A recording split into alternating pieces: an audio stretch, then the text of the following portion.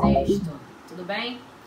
Então, como combinado, né, dessa semana, nós iremos falar hoje sobre mais um dos povos pré-colombianos. Na aula dessa semana nós falamos sobre os astecas, hoje a gente vai falar sobre os incas, na minha próxima aula a gente vai falar sobre os maias, tá?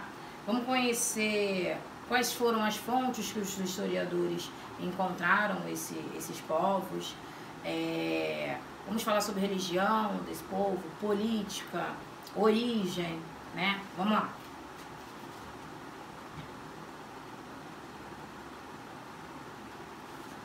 O passado dos incas, né? Como os historiadores conseguiram estudar sobre esse povo, né? Foram através de fontes materiais, fontes orais e escritas, né? Fontes materiais, desculpa, as ruínas das construções incas e os objetos encontrados. A oral, a mitologia inca. A fonte escrita são os relatos que foram contados pelos espanhóis, né? Que foram os espanhóis que colonizaram, né, a boa parte do Peru, né, que era onde os incas ficavam. OBS, eles não possuíam um sistema de escrita, né? Esse povo não possuía um sistema de escrita como a gente tem hoje, a nossa escrita, enfim, né? Mas existiam outras fontes, como eu falei pra vocês, que eram os materiais, as orais, tá? Vamos lá. A origem dessa galera, desse povo inca, eles vieram do sul do atual Peru, né? E pertenciam ao século XIII. Formação do Estado Inca, como esse povo Inca se formou, como ele começou a se desenvolver. Vamos lá. O poder, ele estava concentrado na mão de um único ser, de um único governante, né? Que era como se fosse um imperador, né? Quem era a autoridade máxima? A autoridade máxima era o Sapa Inca, que, como eu falei para vocês, como se fosse um imperador, assim como nós vimos no povo asteca, né? E também, na mesma forma política do povo asteca, o Inca também utiliza da teocracia, né? Que, como eu falei para vocês, tel, né, vem de Deus e cracia vem de poder. O poder enviado por Deus, né? Tanto o Sapa Inca como o imperador asteca, eles tinham esse poder destinado pela religião, né? Eles eram como se fossem amigos, parceiros de Deus. Então, por isso o poder deles era maior, a galera respeitava, tinha medo, né, desses imperadores, além da sua força militar. Característica desse povo Inca, eles faziam parte de uma sociedade igualitária. A organização era feita em aldeias que eram chamadas de Ailus, né? Essa formação de várias aldeias. As terras e os trabalhos eram feitos de forma coletiva, né?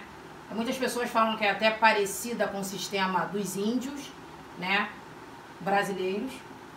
A base da relação era eu te ajudo e você me ajuda, né? Eu planto isso para você e você planta isso para mim. Eu pesco um pouco, você pesca e a gente divide. Era essa situação de ajuda. A formação da cidade de Cusco, que, né, ela é a principal cidade, é a capital, né, na verdade, do povo Inca, né, a principal cidade, que é a cidade de Cusco. Como foi formada essa cidade de Cusco, né? Ela foi formada por várias tribos, que essas várias tribos formaram os Ailus, que são as aldeias, formaram várias aldeias, que essas aldeias formaram as cidades, né? Aqui nós temos a pirâmide, como a gente sempre trabalha, nós temos a pirâmide, né, dos Incas, que no topo da pirâmide a gente tem o imperador Inca, né, que é o Sapa Inca, que é a figura divina, né, o Todo-Poderoso. Nós temos sacerdotes logo após, chefes militares, artesãos, soldados, né? E na base a gente tem os camponeses, né? Como sempre, os camponeses e escravos estão sempre na base. Escravos nós vimos lá nos astecas. E lembrando que o povo inca vive na sociedade hierarquizada. O que isso quer dizer? Né? É uma sociedade que vem, na verdade, vamos dizer, de pai para filho, né? Uma sociedade que vem de um poder mais alto. Eu sempre cito com vocês em sala de aula a situação da escola, né? Direção, coordenação, professores. É uma sociedade hierarquizada. A formação do Império Inca, como isso se formou, não é muito diferente dos astecas, né? A formação do povo Inca é dada pelo domínio dos povos vizinhos. Eles conquistaram os povos vizinhos e assim tiveram mais poder, enfim. Baseado sempre nessa força militar, como eu falei para vocês, também muito parecida com os astecas, né? E aí, qual era o grande desafio, enfim, curiosidades, eu digo que, né? São mais curiosidades desse povo, né? Nós temos os quipus, que eram a forma de contagem deles, né? Era através de uma corda, e aí ali eles davam nós, né? E ali era contando, 1, 2, 3, tá? Nós temos as redes de estradas e pontes e os coatis. A economia, né, desse povo era baseada basicamente na agricultura. Só que eles tinham um sistema de agricultura muito doido e que fazia que um povo no século XIII, a galera, presta atenção, a galera do século XIII não passavam fome. Os incas não passavam fome, de jeito nenhum. Porque eles criaram um esquema para a agricultura que eles faziam em degraus. Volta aqui. Eles faziam em degraus. Então, em cada degrau, eles plantavam um tipo de alimento que era mais propício para a altura daquilo. No primeiro degrau, como está mais próximo do solo, eu planto milho, porque o milho precisa mais. Em cima eu planto isso. Então, assim, esse sistema de degraus que eles utilizavam fez com que o povo inca não passasse fome. O povo inca não passava fome, né? E aí hoje, em pleno século XXI, a gente tem muita gente que passa fome. Século XIII, ali, o povo inca não passava fome. Como eu falei, o principal é a agricultura, mas também tinha o artesanato, a criação de animais e o comércio.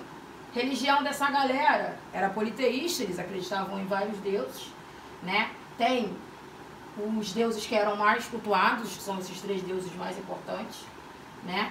Mas a religião também era baseada também na teocracia. E as técnicas, né? Que são as técnicas para ajudar no processo da agricultura, né? Que é o sistema de irrigação, os terraços agrícolas baseados nesses degraus, o sistema subterrâneo de drenagem, né, que eles já faziam, esse povo inca, e a construção de locais mais seguros se acontecesse qualquer tipo de terremoto ou caída de pedras e tal. Vocês viram uma cidade muito formada por pedras. E é isso, gente. A gente termina aqui falando sobre o povo inca. Espero que vocês tenham gostado, tenham entendido, tá? Na minha próxima aula a gente vai estar falando um pouco mais sobre essa galera, tá? Obrigadão, beijo!